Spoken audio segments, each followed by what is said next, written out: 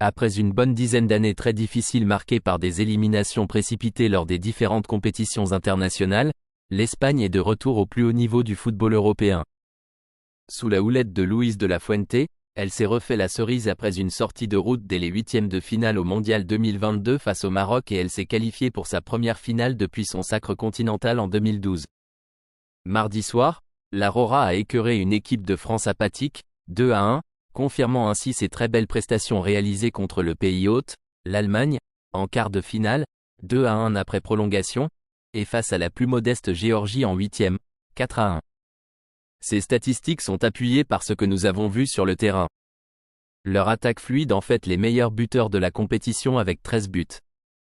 Ils ont défié le style habituel et prudent du football international, surtout à ce stade avancé d'un grand tournoi. Ils savent aussi comment défendre, n'ayant encaissé que 3 buts sur le chemin de la finale.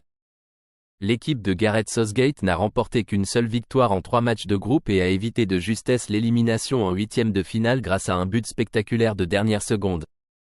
Un but tardif et une victoire au tir au but les ont menés en quart de finale contre la Suisse, avec un but de dernière minute en demi-finale pour réserver leur place à Berlin. De simple remplaçant, Olmo est devenu un potentiel vainqueur du Soulier d'Or. L'homme du RB Leipzig en tête du classement des buteurs du tournoi. Avec 2 passes décisives, il est en pole position pour remporter le Soulier d'Or. Ce beau parcours n'a pas grand-chose d'étonnant pour cette équipe espagnole qui avait également surclassé ses adversaires en poule où elle avait remporté ses 3 matchs face à la Croatie, 3-0, l'Italie, 1-0, et l'Albanie, 1-0, en faisant preuve de beaucoup de maîtrise technique dans le cœur du jeu et de tranchant dans ses offensives. Plus globalement, l'Espagne est largement plébiscitée par les observateurs comme l'équipe ayant proposé le meilleur contenu sur l'ensemble du tournoi. De son côté, l'Angleterre va donc disputer une deuxième finale d'Euro consécutive après celle perdue au tir au but à domicile, du côté de Wembley, face à l'Italie en 2021. Cette présence en finale des hommes de Gareth Southgate en finale n'aurait pas été une surprise avant le début du tournoi mais les prestations réalisées en début de compétition avaient mis un sérieux coup à leurs ambitions.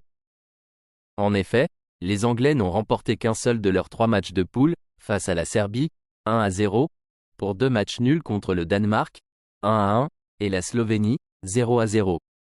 Les Britanniques ont ensuite frôlé l'élimination contre la Slovaquie avant d'égaliser au bout du temps additionnel et de faire la différence lors des prolongations, 2-1 après prolongation. Menés également contre la Suisse, ils ont su égaliser pour l'emporter lors d'une séance de tir au but, 1-1. Enfin, les Anglais ont livré un gros match pour se défaire des Pays-Bas en demi-finale. Une nouvelle fois menés au score, ils ont su revenir rapidement à la marque pour inscrire le but vainqueur dans le temps additionnel, 2-1. Un scénario qui rappelle celui vécu face à la Slovaquie en huitième de finale et qui montre à quel point les Anglais sont souvent à la rage dans cette compétition. Malgré tout, ils vont donc avoir une nouvelle occasion de remporter l'Euro. On rappelle que l'Angleterre n'a plus empoché de titre majeur depuis la Coupe du Monde 1966. Suspendu lors de la demi-finale face aux Bleus, le latéral droit Carvajal effectue son retour dans le couloir et reprend la place du Sévillan Jesus Navas, qui a plutôt bien contenu Mbappé malgré un tacle qui aurait pu lui valoir une exclusion. Dans l'axe, Robin le Normand, sanctionné lui aussi lors du tour précédent, devrait également retrouver sa place dans la charnière aux côtés de Laporte tandis que Cucurella devrait être reconduit à gauche.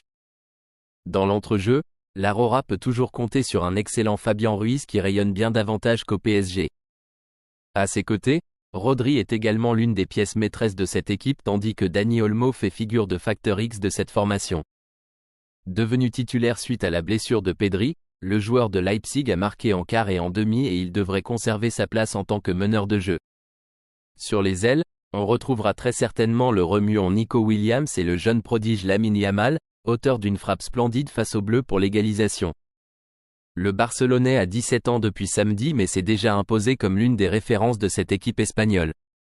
Enfin, le capitaine Morata sera bien présent en pointe. S'il ne marque pas, son jeu dos au but permet souvent à son équipe de conserver les ballons et de pouvoir ressortir proprement. Suspendu à l'occasion du quart de finale face à la Suisse, le défenseur Gueye a retrouvé sa place de titulaire dans la nouvelle charnière à 3 centraux aux côtés de Walker et Stone, qui a été expérimenté par Gareth Southgate lors des tours précédents. Devrait prendre place dans les couloirs l'ailier Saka et le latéral Trippier tandis que le milieu de terrain devrait être composé par Mainoo et Rice qui risquent de rencontrer pas mal de problèmes face à l'entrejeu espagnol. Très convaincant pour sa première saison avec le Real Madrid, Jude Bellingham, 2 buts dans cet Euro, n'affiche pas son rayonnement habituel malgré son but d'anthologie inscrit en huitième de finale face à la Slovaquie. L'ancien joueur de Dortmund avait endossé le rôle de sauveur en inscrivant un magnifique retourné pour égaliser dans le temps additionnel.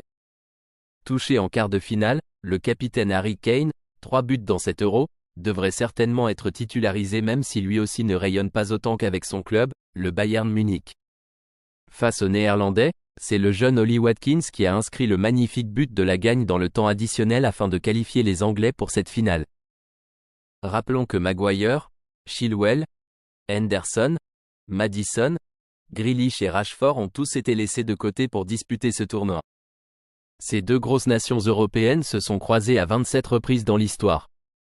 L'Angleterre mène assez largement avec 15 succès contre 9 seulement pour l'Espagne. Il y a autrement eu 5 matchs nuls.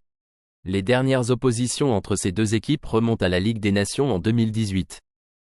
À l'époque, l'Espagne l'avait remporté à Wembley, 1-2, avant que les Anglais ne prennent leur revanche du côté de Séville le mois suivant, 2-3.